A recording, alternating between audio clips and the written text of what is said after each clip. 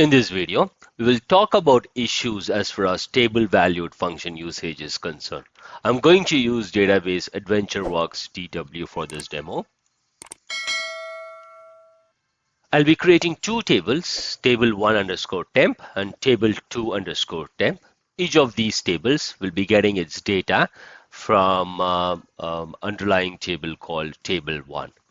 What I'm going to do next is going to create a function called func underscore table1 underscore column4. And this function will be having a parameter at column4. The data type would be datetime. And once I take the parameter for this particular function, what I'll be doing is like I'll be providing that parameter to a local variable inside the function, and I'll be checking if this value is less than the current date. And if it is going to be less than current date, then what I'm going to do is like I'm going to subtract the day as far as the parameter that was sent across by -1, and then I'll be basically returning that value across to the calling query. So now what I'm going to do is like let me create this function first, and then I will execute this particular query here. So this particular query, what I'm doing is like I'm selecting columns, column 1, column 2, and column 3. So like column 1 is for table 1, and column 2 and column 3 is from table 1 underscore temp. Yeah, and I call the function func table1 column4, which we just created, and I'm passing on table2 underscore temps column4 as a parameter to this function, and then basically joining table1 and table1 underscore temp with the join condition on column 1. Same likewise, I'm joining table2, and the join condition is again column 1, and then I'm ordering the result set by column 1 and column 3. So let me execute this particular query. So the query completed. So what I'm going to do, I'm going to execute it one more time with the execution plan enabled. So this query is basically taking close to 3 seconds. And if you see here, it is basically taking 3 seconds here. Yeah, 3077 milliseconds. And now if I look at the execution plan, what I'm basically doing is like multiple times I'm like calling it. If you see here, this is where I'm calling the function. So basically like I'm sending the data from table 2 to the function. So this is where I'm basically doing it, and what I'm seeing is like we are having a cost of 13. So what I'll do is like let me create a profiler trace to capture this particular function execution. Let me capture that.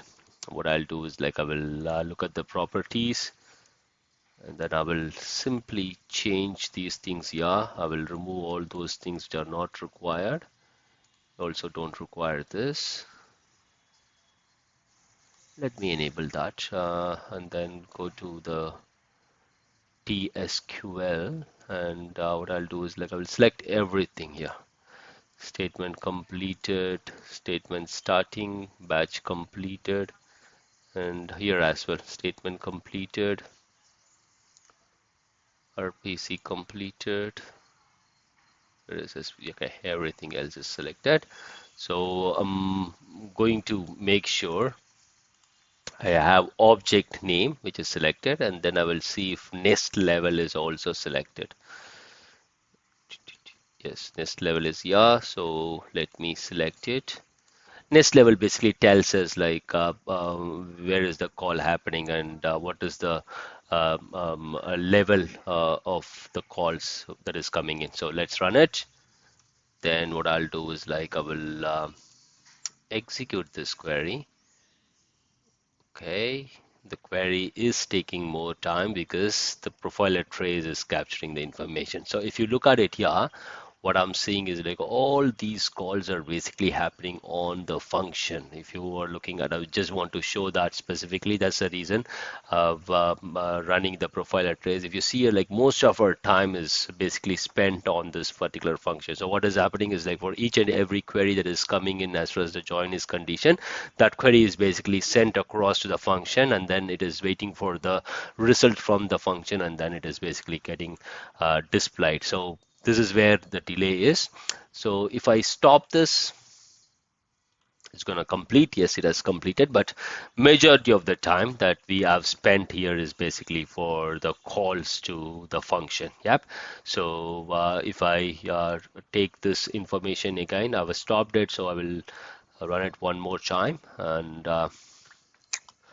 yep, let's copy this. It is close to 3 seconds. Yeah, so that is what I'm seeing here.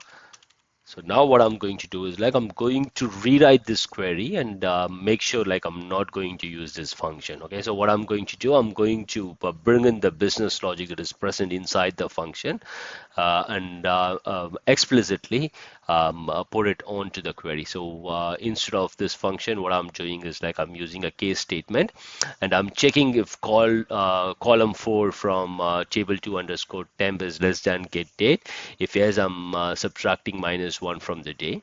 Or else I'm just returning the row as it is, that is the value of column 4 as it is. So let's run this query. And if I see here, what I'm seeing is like the execution plan seems to be somewhat same as the previous one. But if I look at this one, what I'm basically seeing is like I'm no longer using uh, 1.7 seconds, close to 2 seconds of CPU and 3 seconds of execution time. So now what I'm doing is like I'm just spending 579 on the CPU and just 200 milliseconds in as the execution time. This is easily 10 times improvement as soon as I removed the usage of function and replaced the business logic directly on the query.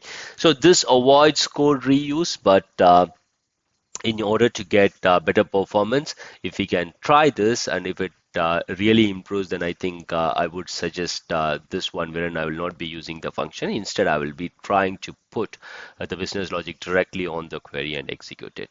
And for this particular query, let's run the profile at trace one more time and then see if there is a delay as far as the execution is concerned. So if I execute it, it just completes. There is no issues. Like I'm not making too many calls to too many calls to the function or things like that. It is just completing right away. That's it for this video. Thanks for watching. Have a great day. Jai Hind.